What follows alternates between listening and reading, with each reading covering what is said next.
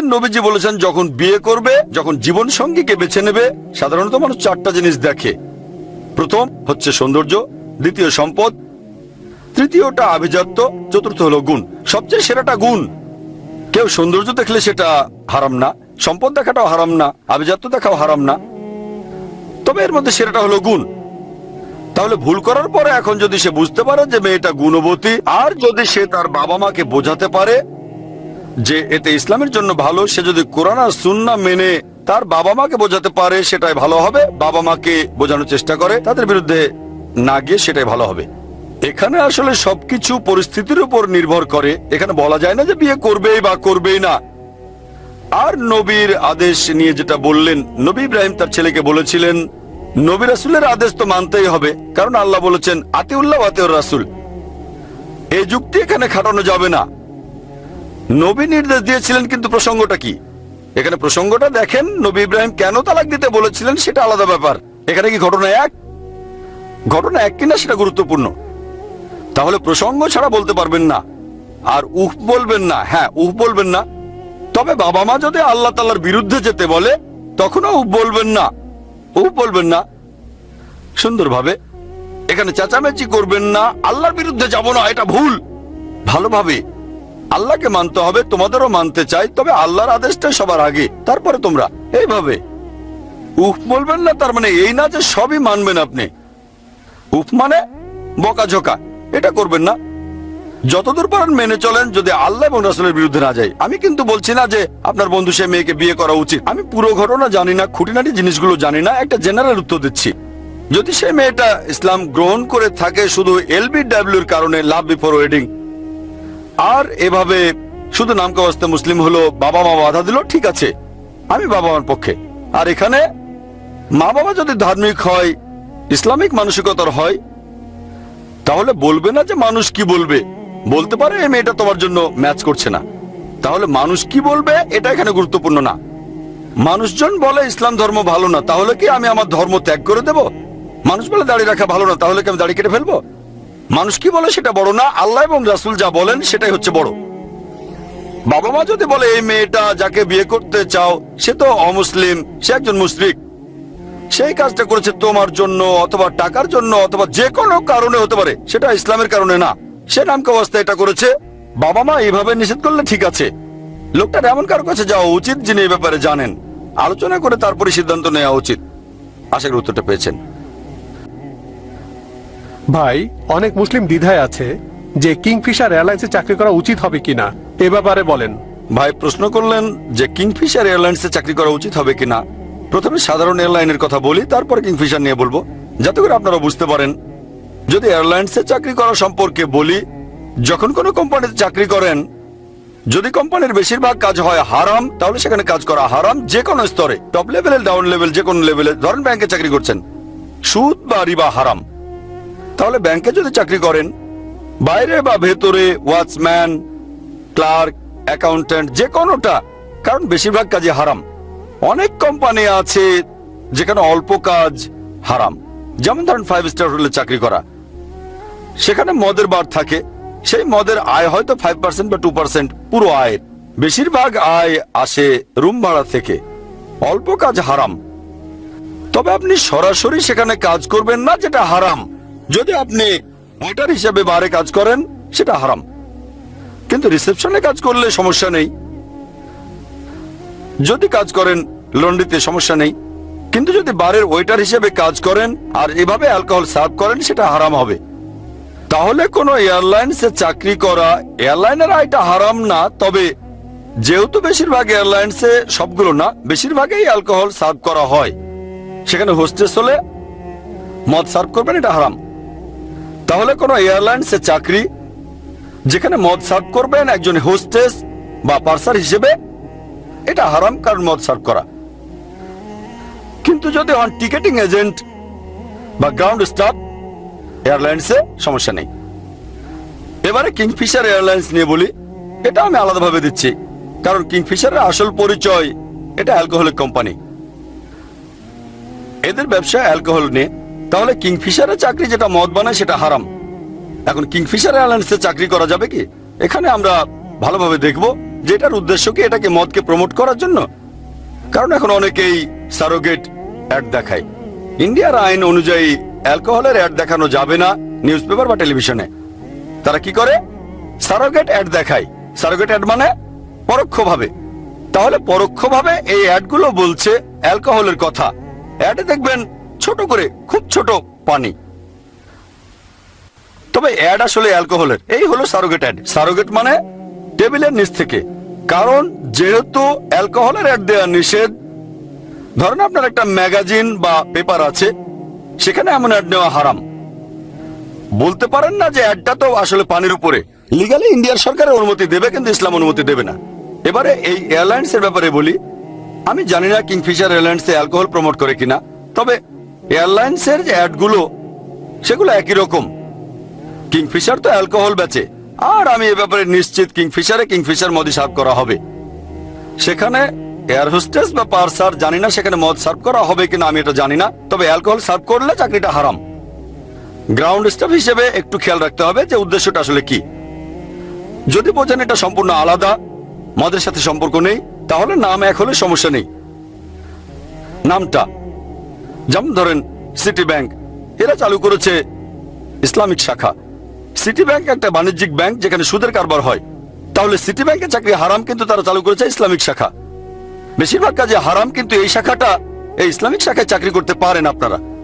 নামটা city bank শুনেই বুঝেছেন এটা হারাম, কিন্তু যদি ইসলামিক শাখা চালু করে আপনি, তাহলে সেই শাখায় চাকরি করতে পারেন, কোনো সমস্যা নেই, যদি সরাসরি সম্পর্কটা না থাকে আর ফান্ড একসঙ্গে না থাকলে। ঠিক আছে, এখানে দেখতে হবে যে কিংফিশার এয়ারলাইন্স আর কিংফিশার অ্যালকোহল কোম্পানি, এই দুই কোম্পানির মধ্যে সম্পর্কটা কি। যদি পুরোপুরি আলাদা হয়, যদি এয়ারলাইন মদকে প্রমোট না করে, আমি জানি না, আল্লাহ মালুম। যদি অ্যালকোহলের সাথে সরাসরি সম্পর্ক থাকে, তাহলে যে কোনো পোস্টে চাকরি করা হারাম। আর যদি সম্পূর্ণ আলাদা হয়, তখন মদ সার্ভ করলে এয়ার হোস্টেসের চাকরিটা হারাম, বাকিগুলোতে সমস্যা নেই। এসব ব্যাপার চিন্তা করে সিদ্ধান্ত নিতে পারেন। আশা করি উত্তরটা পেয়েছেন। আমার কিছুটা কনফিউশন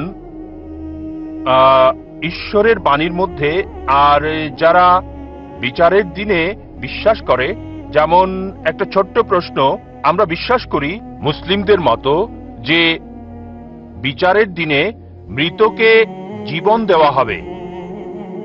কিছু মুসলিম বিশ্বাস করেন যে কবরের জীবনের প্রথম রাতেই এটা করা হবে, মানে মৃতকে জীবিত করা হবে আর আযাব হবে, কবরে প্রশ্নোত্তর হবে। তাই আমি বিষয়টি ভালোভাবে জানতে চাই। ভাই প্রশ্ন করলেন যে অনেক মতপার্থক্য রয়েছে, বিচারের দিনে কি জীবন দেওয়া হবে, বিচারের দিন কি পুনরুত্থাপন করা হবে, নাকি এটা কবরে হবে?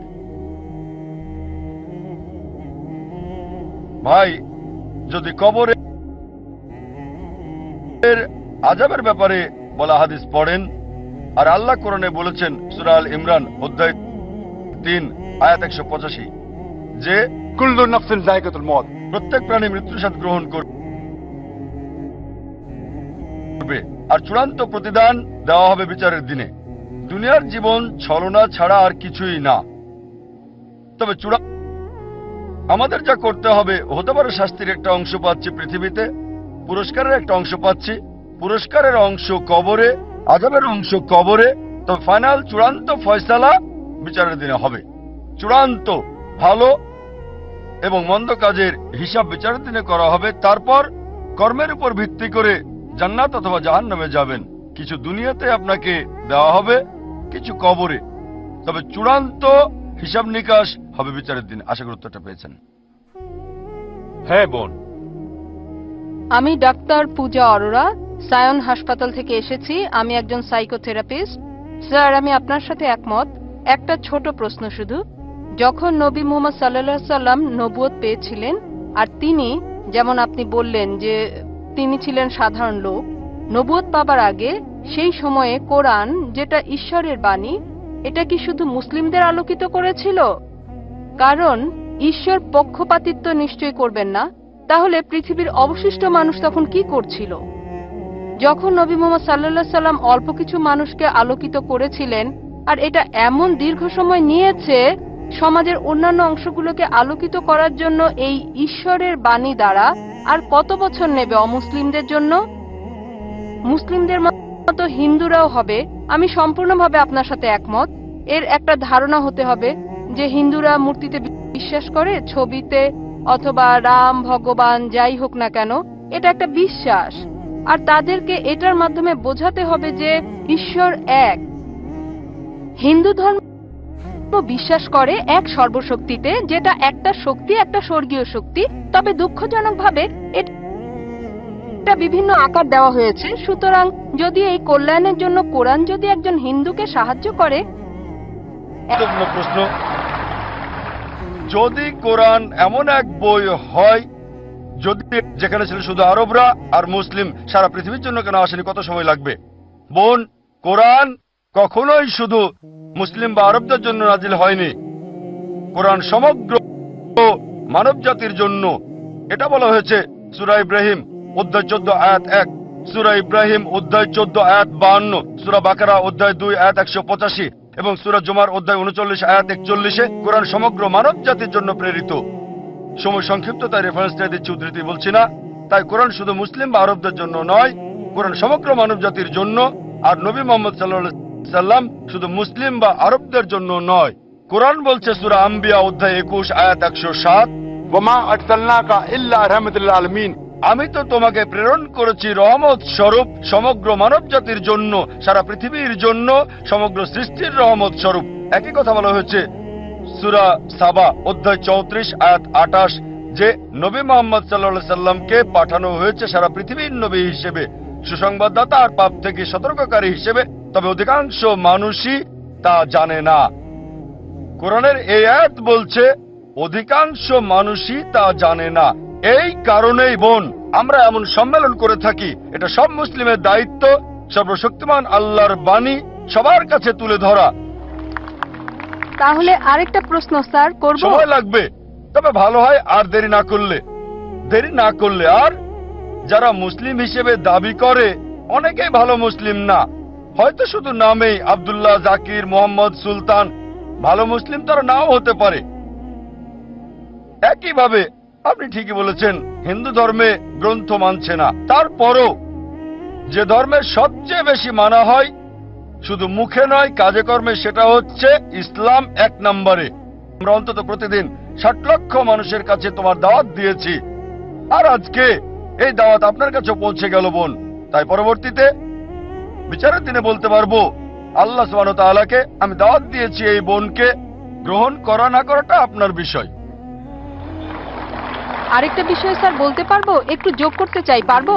অনেক ধন্যবাদ স্যার। আর একটা বিষয়, যদি ঈশ্বর নিরপেক্ষ থাকবেন বিচারের দিনে, তাই না? তাহলে আপনি পক্ষপাতিত্ব করলেন যে অমুসলিমদের অগ্রাধিকার দেওয়া প্রশ্ন করার ক্ষেত্রে। ঈশ্বর ন্যায় নিরপেক্ষ। তাই যদি হিন্দুরা মূর্তি এবং ছবিতে বিশ্বাস করা বন্ধ করে আর তারা সর্বশক্তিমানে বিশ্বাস করে যার কোনো আকৃতি নেই, কোনো আকার নেই, বিচারের দিনে তারা কি মুসলিম হিসেবে গণ্য হবে সর্বশক্তিমান ঈশ্বরের কাছে? না, এটা এমন না। একই ধারণা যা হিন্দু ধর্মে আছে, যা ভুল বিশ্বাস আর আকৃতি দিয়ে পালন করা হয়। তবে একজন হিন্দু যদি হিন্দু ধর্ম পালন করে, সেটা ভুল না, পালন করবে, কারণ তার উদ্দেশ্য ঈশ্বর, তিনি মহান। তবে আকার দেওয়া যাবে না। ভালো প্রশ্ন। যদি এই বার্তা হিন্দুদের কাছে পৌঁছে তারা গ্রহণ করবে। খুবই ভালো প্রশ্ন। ধন্যবাদ স্যার। আর নিরপেক্ষ হওয়ার ব্যাপারে দুটো মত থাকতে পারে আপনার দিক থেকে, কারণ নিরপেক্ষ না বলে অন্তত প্রশ্ন করতে পারছেন। এই পক্ষপাতিত্ব না করলে আমি আল্লাহর কাছে বলতে পারতাম না আমি আপনাকে সরাসরি দাওয়াত দিয়েছি এককভাবে। আপনি দেখছেন, তাই না তিনি তা বিশ্বাস করেন না। বোন, কেন পক্ষপাতিত্ব করছি? এই পক্ষপাতিত্ব নিরপেক্ষতার জন্য। কারণ অন্যরা দাওয়াত পেয়েছে 100 না হলো 90 ভাগ, আপনারা সবাই কম পাবেন। তাই আমাদের এই পক্ষপাতিত্ব নিরপেক্ষ হওয়ার জন্য। ঠিক স্যার। এটা খুবই ভালো প্রশ্ন, যে যদি হিন্দুরা বিশ্বাস করে এক ঈশ্বরে, মূর্তিতে বিশ্বাস না করে, প্রতিমূর্তিতে বিশ্বাস না করে, ভাস্কর্যে বিশ্বাস না করে, তাহলে শেষ বিচারের দিনে তারা কি মুসলিম হবে? ঠিক, আপনি ইসলামের অংশ অনুসরণ করছেন। ঠিক, যদি আপনি হিন্দু গ্রন্থ পড়েন, হিন্দু গ্রন্থ বলছে আরেকজন নবী আসবেন, আর নবী মুহাম্মদ সাল্লাল্লাহু আলাইহি সাল্লামের আগমনের অনেক ভবিষ্যৎবাণী আছে অনেক জায়গায়। তার কথা আছে ভবিষ্য পুরাণায় পর্ব 3 খণ্ড 3 অধ্যায় 3 শ্লোক 5 থেকে 8। তার কথা বলা হয়েছে ভবিষ্য পুরাণায় পর্ব 3 খণ্ড 3 অধ্যায় 3 শ্লোক 10 থেকে 27। তার কথা বলা হয়েছে অথর্ববেদে অধ্যায় 21 অনুচ্ছেদ 6, অথর্ববেদ অধ্যায় 21 অনুচ্ছেদ 7। অনেক জায়গায় তার কথা বলা হয়েছে। তার কথা নাম সহ বলা হয়েছে 100-এরও বেশি বার মুহাম্মদ হিসেবে হিন্দু গ্রন্থে। ঠিক সময় স্যার। কম, তাই সবগুলো রেফারেন্স বলছি না। কল্কি পুরাণায় কল্কি অবতারের কথা উল্লেখ আছে অধ্যায় 2 অনুচ্ছেদ 4, 5, 7, 9, 11 এবং 15-তে বলা হয়েছে আরেকজন অবতার আসবে, কল্কি অবতার, যার বাবার নাম হবে ঈশ্বরে ভৃত্য বিষ্ণু ইয়াস। আরবি করলে হয় আব্দুল্লাহ, যেটা মোহাম্মদ সাল্লাল্লাহু আলাইহি ওয়াসাল্লামের বাবার নাম। এই কল্কি অবতারের মায়ের নাম হবে সুমতি, যার অর্থ শান্তি, নীরবতা, যার আরবি হচ্ছে আমেনা, যেটা নবী মোহাম্মদ সাল্লাল্লাহু আলাইহি ওয়াসাল্লামের মায়ের নাম। তার জন্ম হবে মাধব মাসের 12 তারিখ 12ই রবিউল আউয়াল। এই দিনে নবীজির জন্ম হয়েছিল। তার 4 জন সাথী থাকবে। আমরা জানি প্রথম 4 খলিফার কথা। তিনি জন্মগ্রহণ করবেন শান্তির জায়গায় মক্কায়। তার জন্ম হবে মক্কার প্রধান গোত্র কুরাইশ বংশ। আরো বলছে তিনি উত্তর দিকে যাবেন, একটা গুহা থেকে ফিরে আসবেন। আর নবীজি মুহাম্মদ সাল্লাল্লাহু আলাইহি ওয়াসাল্লাম মক্কা থেকে মদিনায় গিয়ে আবার এসেছিলেন। আরো অনেক আছে কল্কি অবতার সম্পর্কে। আপনি একটা অংশে বিশ্বাস করছেন লা ইলাহা, আপনাকে এটা বিশ্বাস মুহাম্মাদুর করতে হবে রাসূলুল্লাহ। মুহাম্মাদুর রাসূলুল্লাহ। ধন্যবাদ স্যার, ধন্যবাদ। আর যদি এটা করেন, নাম যাই আছে থাক, সেটাই থাকুক, হোক প্রীতি, যে নামই থাকুক। আপনার নাম কি বোন? পূজা। পূজা, এই নামই থাকুক, বদলাতে হবে না। মুসলিম হলেই হলো, নাম পরিবর্তনের কোনো দরকার নেই আপনার। কিন্তু স্যার ধারণাটা এক ঈশ্বরের ধারণা, কোনো মূর্তি নেই, কোনো প্রতিমূর্তি নেই। তার শেষ এবং চূড়ান্ত নবী মুহাম্মদ। আমি বিশ্বাস করি হতে না। পারে। না স্যার, না না। বোন, যদি বলেন আপনি হিন্দু, সংজ্ঞাগত ভাবে যে ভারতে বাস করে সেই আসলে হিন্দু। না স্যার, এটা এমন না। বোন, হিন্দু হচ্ছে ভৌগোলিক সংজ্ঞা। আপনি জানেন না, আমি জানি। আমি একজন হিন্দু ভৌগোলিক ভাবে। আমি হিন্দু ভৌগোলিক ভাবে। হিন্দু শব্দটা প্রথম ব্যবহার করে আরবরা। অনেকে এখানে আছে, তারা আমাকে হিন্দি বলে যখন সেখানে যায়, হিন্দি, হাই হিন্দি। তারা বলে আমি হিন্দু। হিন্দু শব্দটা প্রথম ব্যবহার করে আরবরা যখন ভারতে এসেছিল। পার্সিরা ব্যবহার করেছিল এটা ভারতের লোকদের বোঝাতে যখন ভারতে এসে। তাই ভৌগোলিকভাবে আমি হিন্দু। যদি ধর্মীয় ভাবে বলেন, হিন্দু হচ্ছে মিসনোমার। স্বামী বিবেকানন্দ বলেন সঠিক কথাটি হচ্ছে বেদান্তি। আপনার বেদ মানা উচিত। তাই যদি সঠিক বিষয়টা অনুসরণ করেন, বেদের এক ঈশ্বরে বিশ্বাস করেন আর বিশ্বাস করেন নবী মুহাম্মদ সাল্লাল্লাহু আলাইহি ওয়াসাল্লামকে, তাহলেই আপনি একজন মুসলিম। কিন্তু স্যার ধর্ম শক্তিশালী হতে পারে না। হ্যাঁ? আসল শক্তি হলো আল্লাহ। ঠিক, আমি আপনার সঙ্গে সত্য এবং একমত। চূড়ান্ত শক্তি আল্লাহ। আর ঈশ্বরের ধর্ম হচ্ছে চূড়ান্ত। যদি মর্মাহত না করে না তবে- স্যার, এটা একটা ভালো শব্দ। কিভাবে এটা অন্যকে আঘাত করে? অন্তত একজন শিক্ষিত মেয়েকে না। মাশাআল্লাহ, আপনি একজন শিক্ষিত মেয়ে। হ্যাঁ, ধন্যবাদ, অনেক ধন্যবাদ আপনাকে। ধন্যবাদ স্যার। বোন, ইসলাম হচ্ছে নিজের ইচ্ছাকে আল্লাহর কাছে সমর্পণ করা। ইসলাম নিয়ে যদি সমস্যা হয়, দরকার নেই, তবে আপনার ইচ্ছাকে সমর্পণ করুন। আল্লাহ কোরআনে বলেছেন সূরা আল ইমরান অধ্যায় 3 আয়াত 19, ইন্না দ্দীন ইনদাল্লাহিল ইসলাম। একমাত্র ধর্ম, একমাত্র জীবন ব্যবস্থা আল্লাহর কাছে গ্রহণযোগ্য হচ্ছে নিজের ইচ্ছাকে আল্লাহর কাছে সমর্পণ করা।